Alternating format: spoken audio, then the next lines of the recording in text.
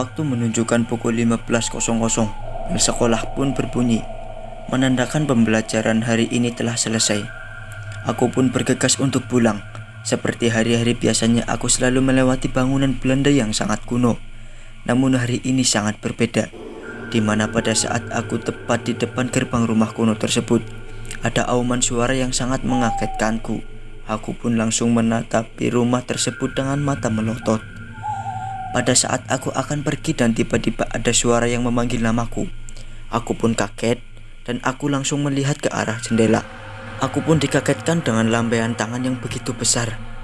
Aku semakin merinding, namun aku juga penasaran dengan hal tersebut. Waktu perlahan terus berjalan dan aku pun memberanikan diri untuk masuk ke dalam rumah kuno itu. Perlahan aku masuk, namun tidak ada keganjilan di rumah tersebut. Namun aku masih penasaran dengan suara dan lambaian tangan yang berada di lantai 2. Aku pun memberanikan diri untuk naik ke lantai 2. Sesampainya di lantai 2, aku pun semakin merinding dan semakin tegang. Aku pun berjalan menuju sumber suara dan lambaian tangan tadi. Lorong yang gelap membuatku semakin tegang. Sampai akhirnya aku sampai di sumber suara dan lambaian tangan tersebut. Namun tidak ada sesuatu di dalam ruangan tersebut. Dan aku pun berpikir mungkin ini semua hanya halusinasi. Namun ketika aku akan keluar dari rumah tersebut, ada sesosok wanita bergaun layaknya orang Belanda dan suara sinden yang begitu merdu. Aku yang hanya seorang diri di dalam rumah tersebut pun sangat ketakutan. Kaki yang tadinya sangat ringan untuk melangkah tiba-tiba berubah menjadi berat dan tidak bisa untuk melangkah. Aku pun hanya bisa nangis dan ketakutan. Sampai azan asar pun berkumandang. Wanita bergaun itu pun hilang dan aku sedikit lega. Aku pun langsung lari terbirit-birit sampai akhirnya aku sampai di rumah. Ibu pun menyambutku dengan penuh rasa tegang dan khawatir. "Assalamualaikum, Bu." "Waalaikumsalam. Dari mana aja kamu, Nak? Jam segini baru pulang." Aku dengan wajah pucat dan tubuh lemas pun tidak menjawab pertanyaan ibuku. Dan aku langsung lari ke kamar.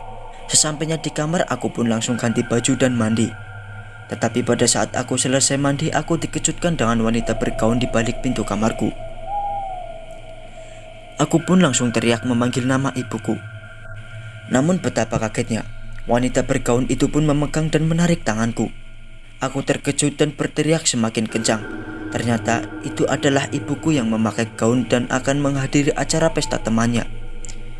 Aku pun sedikit lega mendengar itu dan aku diajak ibuku untuk ikut dengannya.